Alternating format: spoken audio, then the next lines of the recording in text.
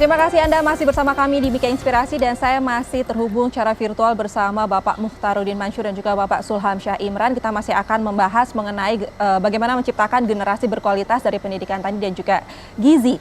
Baiklah, kita lanjutin lagi Pak. Kalau kita berbicara mengenai Simeo ini sendiri, bagaimana rencana ke depannya dari Simeo terkait berkelanjutan dari program-program ini yang sudah disampaikan tadi? Pak Mukhtaruddin.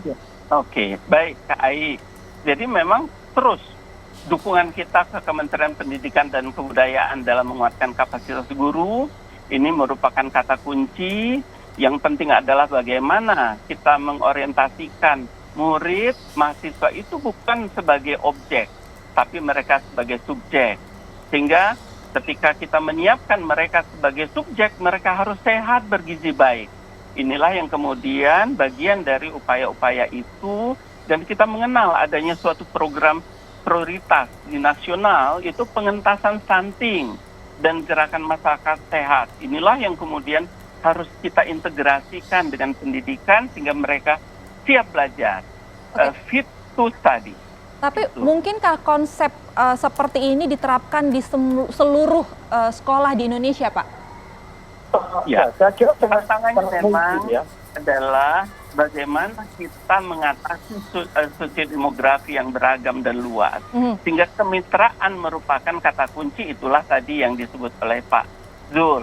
Bagaimana kita bermitra akademisi dengan bisnis dan kemudian juga dengan pemerintah daerah. Karena kata kunci sekarang, pemerintah daerah itu harus dengan kepemimpinan yang kuat untuk bisa menjalankan Merdeka Belajar ini. Tanpa kepemimpinan yang kuat nggak akan bisa berjalan, Mbak Kai. Oke, baiklah Pak Zul, sepertinya ingin jadi kita akan coba selaraskan Merdeka Belajar dalam program-program kita. Salah satunya dengan program kebun sekolah ya.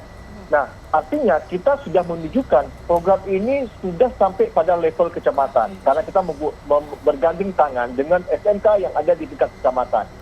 Sebagai contoh, penguatan program ini harus kita lanjutkan bersama dengan Kemendikbud. Kita sudah bisa membina salah satu sekolah di Cibadak, SMK Cibadak, dengan omset hampir 2 miliar per tahun dengan memproduksi sari buah jeruk California dan juga pure dari jeruk. Dan kami juga mengintrodusir berbagai macam bibit yang menggunakan sistem kultur jaringan ya.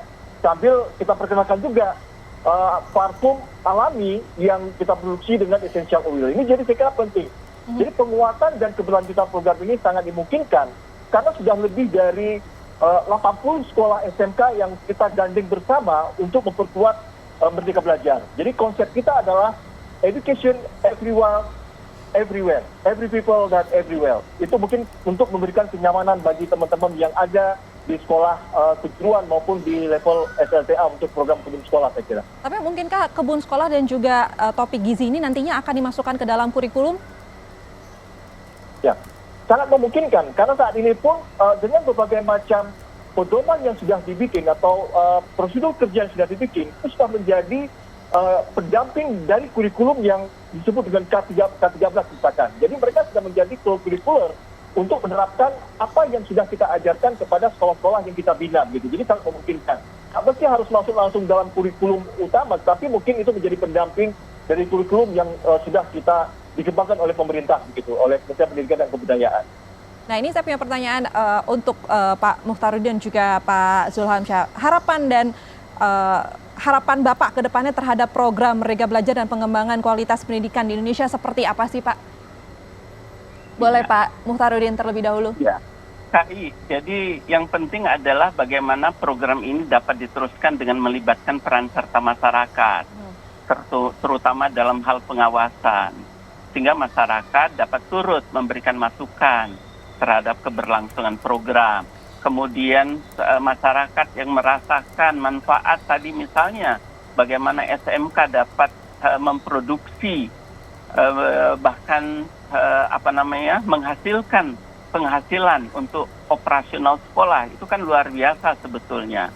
Dan seperti apa kemudian dari aspek gizi ketahanan pangan itu adalah bagaimana meningkatkan optimal pangan lokal lewat sekolah. Karena kita banyak tergantung dengan impor. Padahal banyak pangan lokal yang belum dioptimalkan, dan melalui sekolah ini kita harapkan sehingga pada jangka panjang siswa akan lebih mengenal potensi pangan lokal yang ada di daerahnya dan dapat turut nanti mengembangkannya sehingga kemandirian pangan di daerah masing-masing itu dapat terwujud. Demikian Kak Ai. Pak Im. Pak Zul, boleh ditambahkan harapan dari program Merdeka Belajar ini? Ya, jadi di samping masyarakat, saya kira peran dari keluarga. Ini saya ingin jentuh sedikit bahwa peran dari perempuan, saya kira ya. Peran dari istri, peran dari ibu, itu menjadi sangat penting dalam kita mencoba menselaraskan program Merdeka Belajar ini. Kalau tanpa itu, tidak mungkin kita misalkan bisa kita dorong yang disebut dengan smart agriculture, yang disebut dengan smart farming misalkan, yang disebut dengan urban agriculture. Jadi ini harus kita integrasikan. Nah, yang satu hal lagi yang paling penting, bagaimana kita dekatkan antara masyarakat kota dengan masyarakat desa. Nah, ini menjadi dua komponen yang akan difasilitasi oleh dunia pendidikan, saya kira. Sehingga Merdeka Belajar ini bersentuhan dengan dunia pendidikan, tapi juga bersentuhan dengan masyarakat dan bersentuhan dengan kelompok ataupun kaum perempuan tadi itu. Ini paling penting saya kira, karena ibu, istri, perempuan adalah segala-galanya bagi anak. Saya kira itu yang harapan saya, di samping dukungan kebijakan dari Kementerian Pendidikan dan Kebudayaan. Oke, baiklah. Jadi sama-sama kita doakan dan juga dukung program pemerintah ini agar menciptakan pendidikan yang berkualitas serta kualitas sumber daya manusia yang lebih baik lagi di Indonesia khususnya. Terima kasih. Itu tadi perbincangan kami bersama Bapak Mukhtaruddin Mansyur selaku Direktur dari Simeo Rekfon dan juga Bapak Zulhamsyah Imran selaku Deputi Direktur Bidang Administrasi Simeo Biotrop. Terima kasih Bapak, selamat pagi, selamat melanjutkan aktivitas. Sehat selalu ya Pak. Ya, Sehat terima selalu. kasih. Dan tidak terasa sudah 30 menit kami menemani Anda. Akhir kata saya Permatasari Harahap pamit undur rekan Anda. Terima kasih atas kebersamaannya dan sampai jumpa.